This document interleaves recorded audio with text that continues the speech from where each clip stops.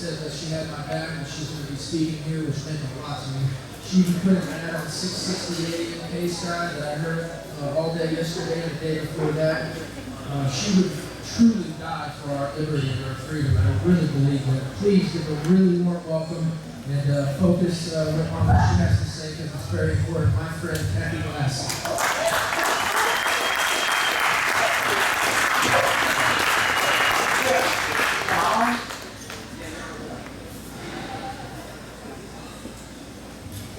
To the people of Texas and all Americans in the world, who knows who those words are from? Yes, perhaps it's a letter from the Alamo, it's victory or death letter. We remember those words because they're not just words, they're powerful words, born of mighty deeds, deeds that changed the course of history. Because what would America have been without Texas? Oh, I'm not going to be saying I'd like to find out. We'll get to that. Those people at Alamo, they learned as we know now that the time for words, just words, is over. It is long past time for action.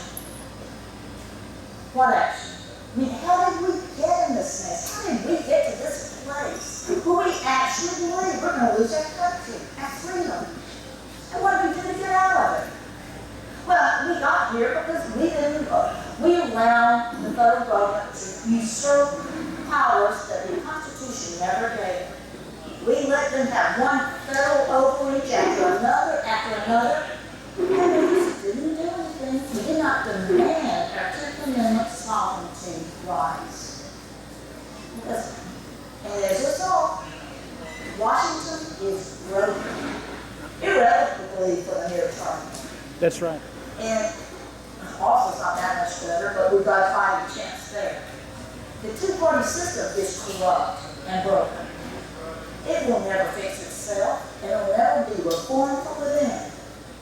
It is only in Texas that we can build bulwarks of freedom. Take a stand here in Texas. Because Ronald Reagan said America's freedom's last stand. Well, Texas is America's last stand. That's right. It must forward.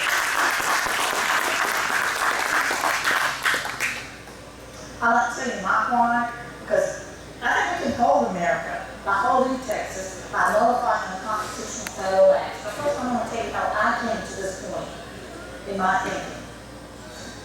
Like everybody here, I guess, I love history, philosophy, economics, and the intersection of all these things in politics.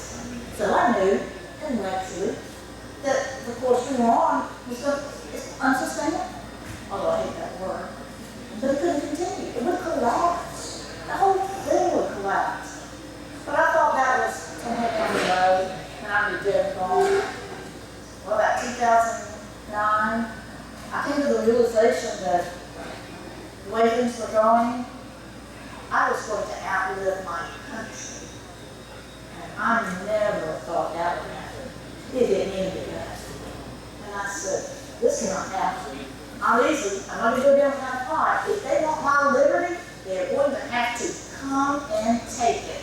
That's right.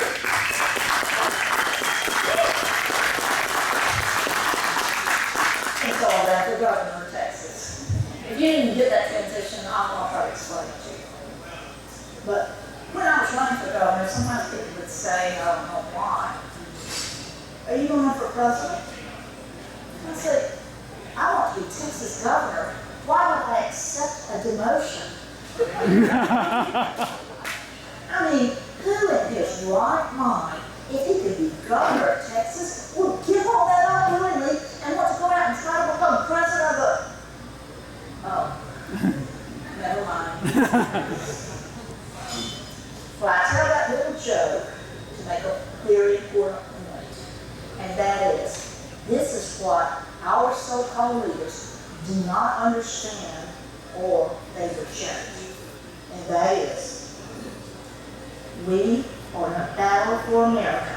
And Texas is the battleground, but we're not battle ready because we have no leaders. Well, not enough anyway. David Simpson needs to reinforce them. And they'll take that too. That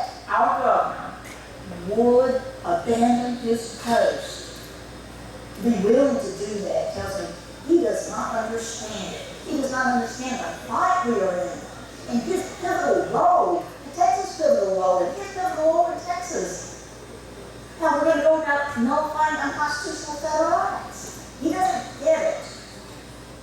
Because they say governor's the weakest, is a weak position in Texas. I said, no.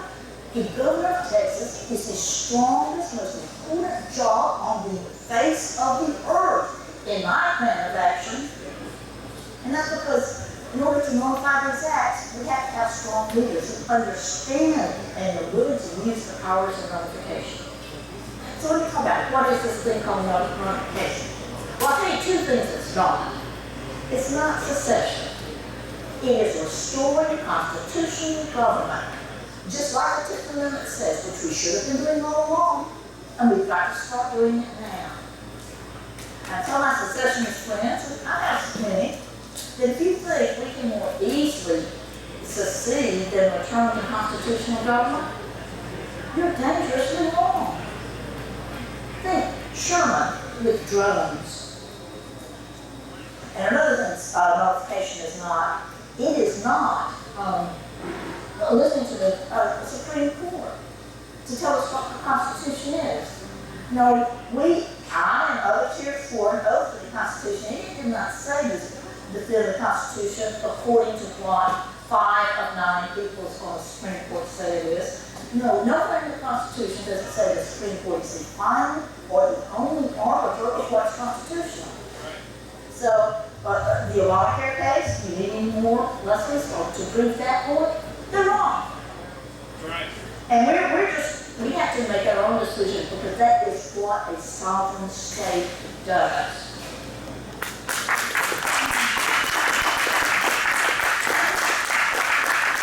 So what is nullification?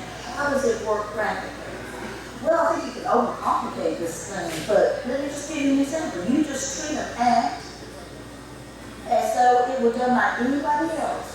If somebody went to the airport and started groping people against their will, what would happen to them? They'd be arrested. Stand trial. Okay, but what if that person is employed by the federal government? Same thing. That's what nullification is. And the way it works, it can take many pathways. But somehow there's an official pronouncement on behalf of the state that this act of the federal government, and that's an act, not just law, this act is unconstitutional, therefore it's null and void. And so we will not enforce it, and we will not allow it to be enforced in our state. I think that declaration is important to get us all on the same page. This declaration can come by a legislature, or a resolution, or a proclamation, an executive order from the governor. In Missouri, they do it by referendum, but we don't have that in Texas. But somehow you can make this announcement, and then everybody knows that we're going to take this position, and then you just enforce it. And if a federal agent comes into Texas and performs unconstitutional acts, most likely that's against a Texas law, and we enforce those laws just as we would against one of our own citizens. So that's it. It's both simple and powerful. But it takes leaders. I think it takes a governor that understands this and is willing to do it. You take the basket fires a couple summers ago. Governor, a perfect opportunity to exercise this nullification muscle, I call it, that has atrophied through disuse. We have people coming in from all over the state to fight those fires, actually, from all over the country to help our firefighters who are just exhausted after days on end of fighting this fire. And the feds came in and told them to stand down, go away, that they were taking over. No, that shouldn't have happened. If our governor had been there, and if we had a good constitutional county sheriff in Basco, they would have said, no, you stand down. We're in charge here. If we want and need your assistance, thank you very much for the offer, we'll let you know. But that's what a sovereign state and sovereign people have to do when they miss an opportunity. But But don't worry, it's a target-rich environment. There are lots of unconstitutional federal acts through nullify. That's right.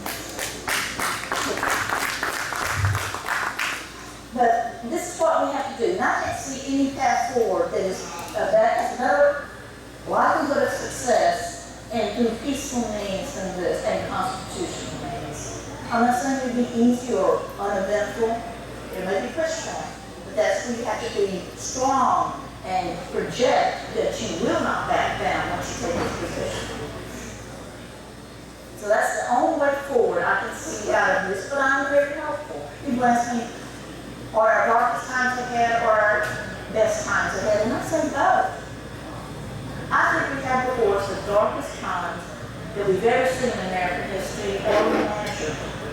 But once we get past that, I see some of the best times that we have ever enjoyed. I know sometimes people say they get discouraged because how can we expect people? Look around, how few of us still are actually out trying to do this. And I know that can be discouraging, but what did Samuel Adams talk about the irate and tireless minority? Well, that's us. And it doesn't take a majority of people to make the important change. How many people work at home? 187? And they changed the course of history. And I'm not calling for a pathway that involves certain death. And how many people fought the American Revolution, especially in the beginning? Not that many. So we don't have to have a majority. More people will come in time as they see a plan of action, a plan for independence, an actual way to get back to where we should have been and could be again. Leading with these words from Ronald Reagan. He talked about, in his 1964 speech, Time and Choosing, he said, there is a price we will not pay. There is a cost that is too dear. There is a place for which they must retreat, for which they can no longer advance, from which we will not retreat. He said there is no escape. Because if we lose this, we will plunge into 1,000 years of darkness. So what is our light in the sand? What is the cost we will not pay? What is the price too dear? Well, it's Texas. Texas is our line in the sand. We've got to hold it.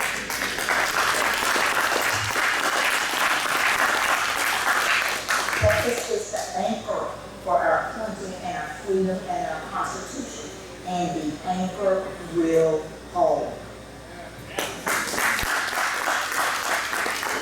So this is what we have to do, and we need people, leaders, I say leaders, I talk about government, talk about constitutional county sheriffs, everybody in between. There is a place for every single person in this society. There is a need for every single person here to get engaged in this society because it is worth it. It's not just for us. It's for our children. It's for our country. It's for humanity. It's for everything that we consider civilization. And I can't think of anything. At this point in my life, I guess I want to be retired and, watching the cows and the horses and looking for some grandkids and just taking life easy, enjoying what we've got. But other than that, that's not going to be it. That's not going to work out that way. For this time and for the rest of my life, this is my life. And I want everyone to recognize that if you can't do it full time like we are, then fine, do what you can. But we've all got to step up and do what we can, or what we have to turn this thing around. Because you remember, it started with a letter from text letter from Alamo. You know how that he signed off on that letter? No retreat, no surrender. Those are sweet words. Why don't you say it with me? What's everybody say? No retreat, no surrender. No retreat, no surrender. No retreat, no surrender. Thank you very much.